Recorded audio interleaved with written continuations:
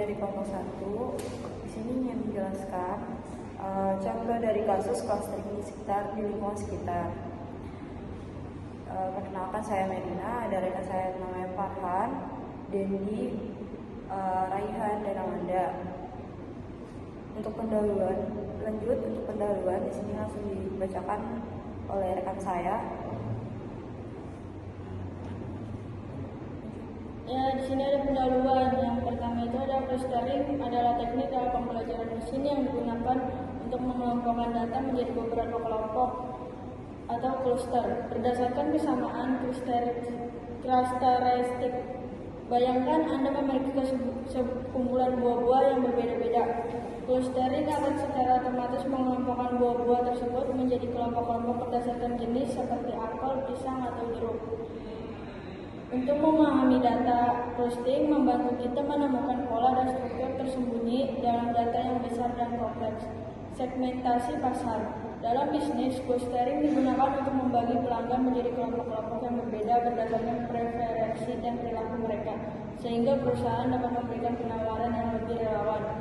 Untuk mendeteksi anomali, cluster dapat digunakan untuk mendeteksi data yang menyimpang atau tidak biasa, seperti penipuan dalam transaksi keuangan. Visualisasi data, clustering membantu visualisasikan data dalam dimensi yang lebih rendah, sehingga dapat memudahkan untuk dipahami. Di sini ada algoritma clustering, yaitu untuk menghitung jarak atau kemiripan antara setiap data poin. Data poin yang memiliki kemiripan tinggi akan dikelompokkan dalam satu cluster. Beberapa algoritma cluster yang populer di antara lain. Yang pertama itu ada K-means, yaitu membagi data menjadi kelompok yang tidak tumpang tindih. Yang kedua ada hierarchical clustering untuk membantu hierarchy cluster, mulai dari cluster yang sangat umum hingga cluster yang sangat spesifik. Yang ketiga itu ada DBSCAN untuk mengidentifikasi cluster dengan kepadatan tinggi dan menemukan outlier. Selanjutnya ada penggunaan clustering dalam lingkungan sekitar. Yang pertama itu ada e-commerce. Di sini dijelaskan rekomendasi produk. Platform e-commerce seperti Shopee, Lazada, atau Tokopedia menggunakan clustering untuk mengelompokkan pelanggan berdasarkan riwayat pembelian, perilaku browsing, dan preferensi produk. Dengan demikian, mereka dapat memberikan rekomendasi produk yang lebih relevan dan meningkatkan peluang pembelian. Untuk segmentasi pasar, perusahaan e-commerce dapat mengelompokkan pelanggan berdasarkan demografi atau bisa disebut usia, jenis, kelamin, dan lokasi, perilaku, frekuensi pembelian, nilai transaksi, dan minat atau kategori produk favorit. Hal ini berguna untuk membuat kampanye pemasaran yang lebih tertarget.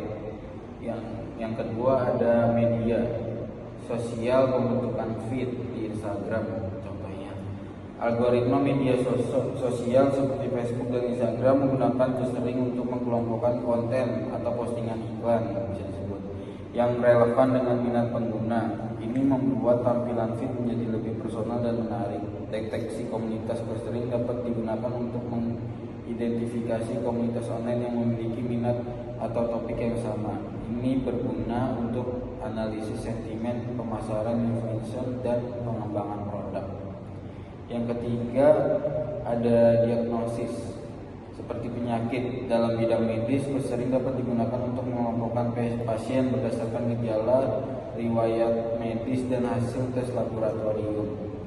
Ini membantu dokter dalam membuat diagnosis yang lebih akurat dan menentukan pengobatan yang tepat. Penemuan obat clustering dapat digunakan untuk mengidentifikasi senyawa kimia yang memiliki sifat serupa yang dapat berguna dalam pengembangan obat baru. Dan yang terakhir ada pemasaran. Di sini ada segmentasi pelanggan, di mana maksudnya adalah perusahaan dapat mengelompokkan pelanggan berdasarkan demografi, perilaku, dan preferensi untuk membuat kampanye pemasaran yang lebih efektif. Terus ada analisis sentimen. Clustering dapat digunakan untuk mengelompokkan opini pelanggan tentang produk atau mereka menjadi positif, negatif, ataupun netral.